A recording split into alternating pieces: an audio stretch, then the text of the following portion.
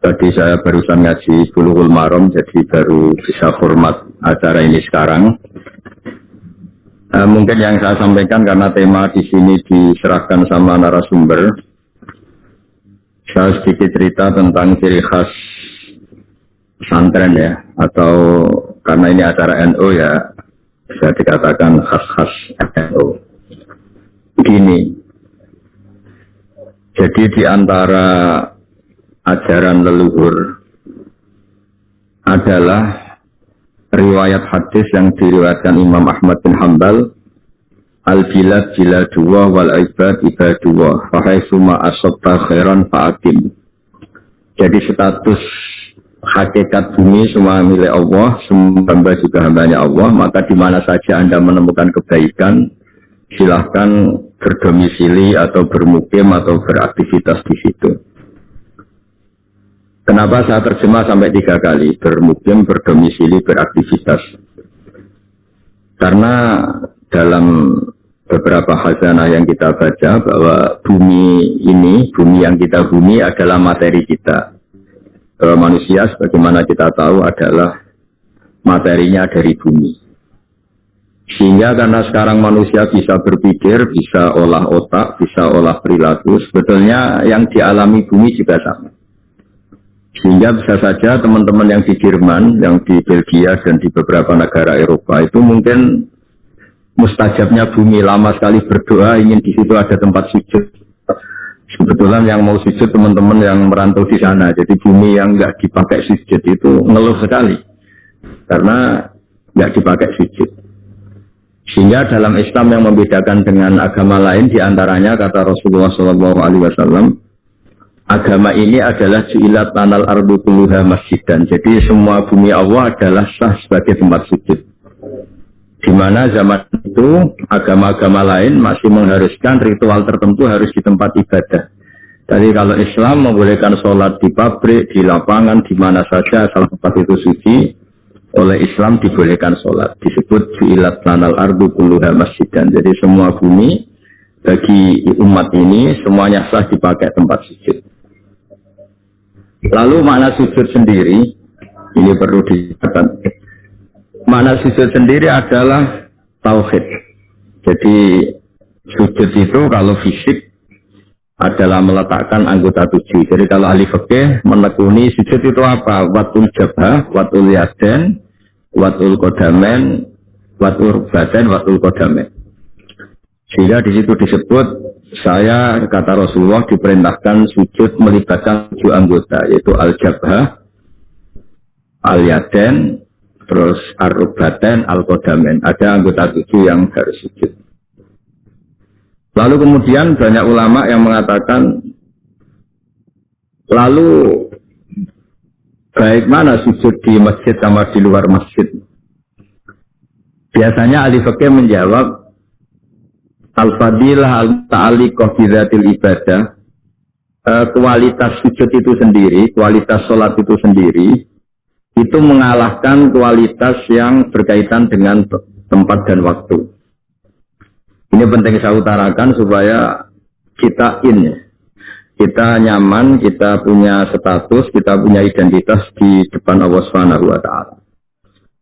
Pernah ada periode di mana Rasulullah itu nggak bisa sholat di Masjid Haram karena diembargo oleh kafir Quraisy yang zaman itu sebagai penguasa Masjid Haram.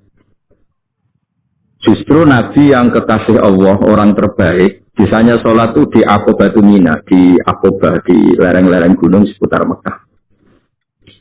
Tapi itu tidak akan mengalahkan orang kafir yang ritual di Masjid Haram zaman itu karena dengan cara yang salah. Utama Nabi yang ritual sholat secara benar meskipun tidak di Masjid Haram. Sehingga itu bukti bahwa ibadah yang fadilahnya terkait dengan pemenuhan syarat dan rukun itu lebih utama ketimbang ibadah di tempat terhormat tapi tidak memenuhi syarat dan rukun. Di mana zaman itu pelakunya adalah orang-orang yang salah. Zaman itu disebut wa makana sholatum indal baiti illa muka'aw wa tasbiyah. Kenapa saya bikin mukadimah demikian? Supaya teman-teman yang di Belgia, di Jerman, antara membangun masjid fisik dengan sekaligus membangun atau mengajarkan atau bikin komunitas di mana orang sholat itu sekaligus benar. Jadi jangan sampai desain masjidnya benar, kiblatnya benar, terus syiarnya benar, kemudian cara sholatnya itu salah. Salah itu bisa karena tidak memenuhi standar fikih atau tidak memenuhi standar ilmu hakikat. Sehingga saya di sini sebagai orang yang peneliti fikih, saya mohon semohon-mohonnya, andaikan ada anggaran bangun masjid itu misalnya 1 miliar, jangan bayangkan itu ya angka yang sama, meskipun kita tidak ingin ustadz-ustadz itu master, untuk biaya supaya orang sholat itu sekaligus benar. Tapi tidak harus bentuknya misalnya dikasihkan ustadznya atau mubaleknya atau pemandunya, tapi bahwa proses itu harus dibiayai. Meskipun alhamdulillah tanpa dibiayai panitia, orang-orang sudah berusaha benar dalam sholat lewat pelajaran dari beberapa kiai, beberapa guru. Saya beri contoh misalnya begini, saya sering ngeluh ya, ada masjid itu bagus, semuanya bagus, fasilitas fisiknya bagus, tapi dengan cara sholat yang salah.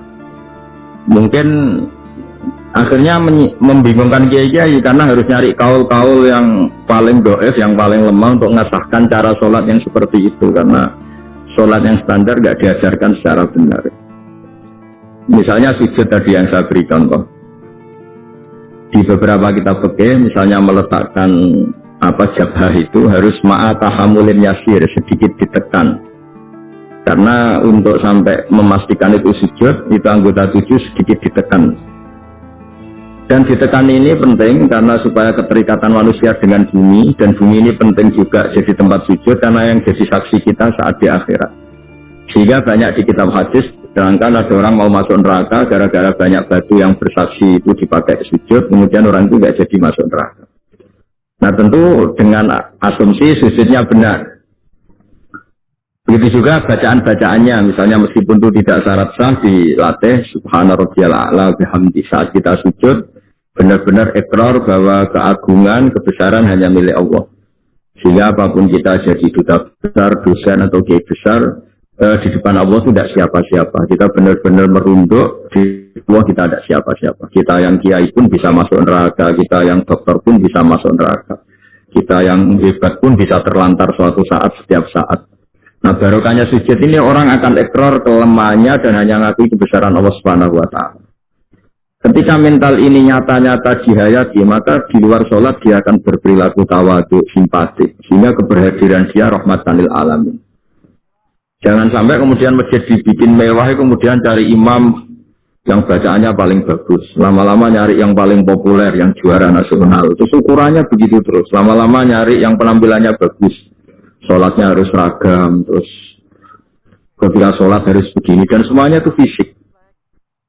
Jadi saya ngapresiasi semua pembangunan masjid fisik, tapi saya mohon semohon-mohonnya kaifiyatul ibadah bistifai syurutiha wa arkaniha, ya, cara-cara beribadah dengan memenuhi syarat dan rukun harus terpenuhi. Sehingga dulu zaman Nabi itu masjid itu sederhana, tapi Nabi itu luar biasa ngajari sholat, sampai beliau mempraktekkan sendiri. Ketika ada seorang Arabi, seorang kampung datang, ya Rasulullah bagaimana saya sholat? Kamu silahkan nginap di sini 3 hari, kemudian terus melihat saya sholat. Terus Nabi terakhir ngendikan, "Shallu kama ra'aitumuni usolli." Kamu silahkan sholat sebagaimana kamu melihat saya sholat. Dan ada lagi yang dilatih Nabi, sholatnya salah kemudian disuruh ngulang lagi. Tidak sholat takbir. Kalau kamu sholat takbirnya begini, baca fatihahnya begini, rukuk begini, i'tidal begini sampai selesai. Sehingga saya harapkan dari ibadah yang benar ini, kemudian teman-teman yang ditakdir waktu sholat masih di kampus atau di tempat kerja atau pas waktu sholat masih di mana saja, itu kualitas sholat itu kualitas yang utama, karena fadilahnya, keutamanya al-muta'alliqah bidzatil ibadah. Memang kualitas sholatnya itu yang bagus. Jadi saya ulang lagi, kualitas sholatnya yang bagus, sehingga memenuhi keinginan Nabi, ju'ilat lanal ardu kulluha masjid, dan semua bumi Allah ini dijadikan Allah sebagai tempat sujud. Sehingga ketika kita benar-benar sujud dengan makna yang sebenarnya, maka sholat ini benar-benar nanti tanha anil fahsya'i wal munkar. Apalagi kalau sujud kita sampai nganggep itu nikmat terbaik. Saya berkali-kali bilang, Suatu saat ketika kita di akhirat dan kehidupan kita difilmkan ulang oleh Allah Ta'ala, disuting ulang oleh Allah Ta'ala, dan kita menyaksikan mungkin kita sedang di kafe, mungkin kita sedang guyon, sedang tidur, sedang sepak bola. Pasti paling kita tidak malu ketika itu diulang ketika kita sujud. Sehingga cerita-cerita di mahsyar, cerita-cerita orang ditahan di mahsyar, itu kata Rasulullah SAW, ketika umatku ada yang banyak masuk neraka, itu yang nggak dimakan oleh api neraka itu adalah tempat-tempat sujud. Wa innan nara lam takul asar sujud. Api tidak akan membakar fisik atau anggota tubuh yang dulu di dunia dipakai sujud. Kenapa saya menitik beratkan ini? Supaya kita kalau baca Quran, ya kita tadi menerangkan banyak Quran, misalnya wasjud waqtarib. Kalau sudah berani sujud, ya harus sampai dekat Allah. Nah, sehingga ini penting supaya kita hidup di perantauan tetap bahagia karena kita bersujud. Kita jadi orang kaya tetap bahagia karena sujud. Jadi orang miskin bahagia karena sujud. Jadi siapapun kita bahagia karena sujud. Karena hakikat saat kita ketemu Allah, itu kita nanti tidak dengan status kiai besar, profesor, doktor, atau dengan jabatan-jabatan duniawi. Tapi kita hanya sebagai jabatan atau status yang permanen. Ya Tuhan nafsul mutmainnah, irji'i ila rabbiki radiyatan mardiyah fadkhuli fi ibadi wa dkhuli jannati. Jadi status kehambaan kita ini hanya bisa kita dapatkan setelah kita sholat itu benar, menghamba sama Allah benar. Setelah status kehambaan ini benar, baru ada wadkhuli jannati. Jadi fadkhuli fi ibadi, masuklah berstatus sebagai hambaku. Baru wadkhuli jannati, kamu boleh masuk surgaku. Hingga tadi nggak perlu pembiayaan kefiah atau pembiayaan guru-guru untuk melatih sujud. Saya pikir itu nggak penting karena masih banyak orang ikhlas yang mengajarkan sujud yang benar, sholat yang benar. Tapi saya mohon di masjid-masjid di Eropa juga harus ada kitab takrib, kitab mahali. Karena kalau takrib saja resikonya itu kalau ada satu perilaku ibadah masyarakat kita yang menurut kitab takrib itu tidak sah. Padahal nanti kalau dicari referensi di kitab yang lebih besar mungkin ada pembenarannya. Dan barokahnya kitab-kitab besar itu mungkin misalnya yang ditakdir kunut, yang mungkin kita tahu itu mazhab Syafi'i, yang mungkin ada tamu dari mungkin dari Arab Saudi atau di mana yang pas jamaah di kita tidak kunut, kita tahu itu mazhab Hanafi, sehingga cara pandang kita terhadap lintas mazhab itu lebih luas. Masyhur itu Said Muhammad dan beberapa ulama sering ngendikan li'annal insana kullamatta sa'afikruh qalla inkaruhu alan nas. Karena manusia ketika bacanya banyak, baca referensinya banyak, maka tidak gampang ingkar, tidak gampang menyalahkan orang lain. Kenapa baca banyak ini penting? Karena apalagi teman-teman yang hidup di Eropa itu kan komunitasnya besar dan kita di haji saja melihat cara ibadah macam-macam. Dengan cara yang macam-macam, dan sebagian ya memang karena madhab, bukan karena kesalahan. Kalau karena kesalahan memang ya didis ya, memang salah. Memang sebagian itu karena madhab. Misalnya kita pas kecil sampai besar, keyakinan kita megang perempuan itu yang ajnabiyah itu batal. Tapi guru-guru kita khusus pas tawaf diminta intikal mazhab, mengikuti mazhab. Kalau bersentuhan dengan perempuan tidak batal, karena agak kebayang kalau setiap bersentuhan dengan perempuan kemudian kita harus wudhu lagi, harus memperbarui tawaf lagi misalnya. Kemudian yang terakhir, ini memang saya tidak akan cerita masjid, tapi cerita kualitas aktivitas di masjid. Saya bawa kitab Sahih Muslim, di mana tradisi pesantren atau tradisi NU itu sering tahlilan, sering baca tasbih bareng, baca tahlil bareng. Ini juga penting karena disebut al-baqiyatus sholih. Baqiyat itu satu kalimat yang abadi, sholihat itu yang layak. Saat nanti di akhirat, itu kita tidak siapa-siapa. Yang tetap sebagai aktor, sebagai al-fa'ilul mukhtar itu hanya Allah Subhanahu wa ta'ala. Sehingga kita dilatih mulai kecil sampai sekarang disuruh ikut tahlil, ikut baca tasbih, subhanallah bihamdi atau subhanallahil azim, maha suci Allah, maha besar Allah. Karena itu kalimat yang abadi. Kita manusia apapun hebatnya itu digerus oleh tua, digerus oleh sakit, dilumpuhkan oleh kelemahan kita. Yang hakikat abadi itu ya Allahu Akbar. Kita tidak pernah besar abadi. Sehingga ketika kita nanti di akhirat, yang al-baqiyatus sholihat itu bukan kita tetap orang yang kulluman alaiha fani wa yabqa wajhu rabbika dzul jalali wal ikram. Orang yang rusak, orang yang rentan, orang yang profan. Yang abadi itu Allah. Sehingga kita dilatih tahlil Allahu akbar kabira walhamdulillahi katsira. Ini disebut al-baqiyatus sholihat. Karena nanti kamu di akhirat, kalimat-kalimat yang kita utarakan di dunia itu semuanya ada gunanya, kecuali kalimat-kalimat yang memuji Allah Subhanahu wa taala. Sehingga dalam sebuah hadis disebut secara jelas ad-dunya mal'unatun mal'unun ma fiha illa zikrullah wa ma walahu aw aliman aw muta'alliman. Kalimat-kalimat yang di dunia yang sering kita baca itu mungkin mudah hilang. Yang enggak mudah hilang adalah kalimat-kalimat yang terkait memuji Allah Subhanahu wa taala. Saya sering ditanya sama beberapa orang, ini mungkin statement terakhir saya. Terus kenapa banyak negara Eropa yang negaranya lebih tertib sehingga kita lebih nyaman karena sistem negaranya bagus, hak asasi manusia terjamin, kemakmuran rakyatnya terjamin. Terus saya bilang Islam tidak akan pernah melarang orang belajar dari negara manapun, tapi yang jelas pesan saya kamu harus ingat Allah dulu. Sistem itu bisa bagus karena ada bumi yang disediakan Allah. Orang bisa hidup karena ada oksigen yang diciptakan Allah. Orang bisa bertahan hidup karena ada air yang diciptakan Allah. Sehingga apapun baiknya sistem negara manapun, tetap nomor satu itu karena jasanya Allah, bukan yang lain. Meskipun Islam mengharuskan orang berterima kasih sama sistem sosial yang baik, tapi tetap nomor satu itu tentang jasa kamu sama Allah. Dan itu juga yang diajarkan guru-guru kita. Kalau kita baca surat Waqiah, kata Allah Ta'ala, ketika kamu menanam benih di bumi, apakah kamu yang menghidupkan? Kita kan paling nanam saja jagung, habis itu kita tinggal. Kata Allah Ta'ala, apa kamu yang menghidupkan jagung itu? Kata Allah, saya yang menghidupkan. Lawan asya'u, kalau saya mau, tak hancurkan.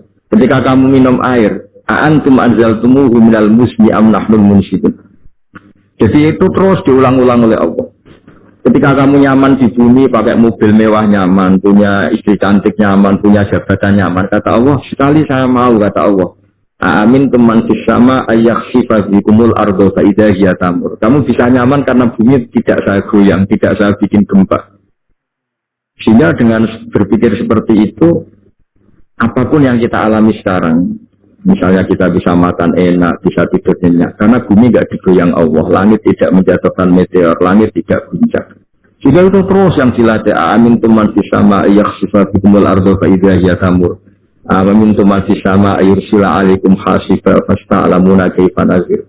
Ketika punya air, kita juga tidak bisa menjaga eksistensi air sampai sekarang. Yang bisa jaga hanya Allah.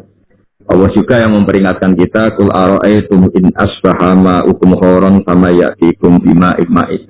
Coba kalau air itu tak ambil, kata Allah, kamu bisa apa? Nah, saya berharap dari ngaji saya yang singkat ini, memang ini sudah malam ya, jadi ini saatnya para kiai ya, para ulama mungkin saatnya munajat sama Allah, dan ini kebenaran saya bisa menyampaikan ini.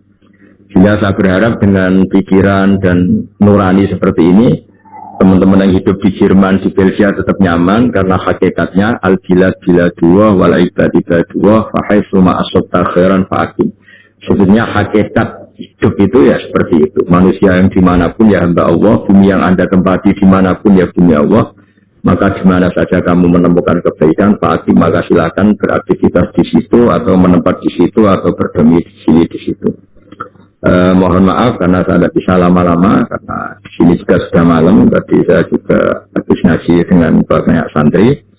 Mohon maaf atas semua dan saya ikut mengapresiasi semua aktivitas keislaman di sana yang disebut mudarosah keislaman atau tadarus keislaman. Tapi saya mohon selain bangunan-bangunan fisik, bangunan-bangunan mental atau rohani juga diajarkan, sehingga jangan hanya masjidnya yang bagus, tempat wudhunya yang bagus, tapi juga sholatnya yang bagus. Caranya diajarkan sholat-sholat yang benar dan baik, juga khazanah-khazanah yang agak luas, supaya nanti kalau ada bersinggungan dengan mazhab yang macam-macam, kita tidak mudah panik, tidak mudah mengklaim, tapi selama itu ada dalam khazanah-khazanah ulama kita, harus kita benarkan. Baru kalau benar-benar tidak ada khazanahnya, mungkin baru kita menvonis itu sesat atau salah. Saya kira demikian. Assalamualaikum warahmatullahi wabarakatuh.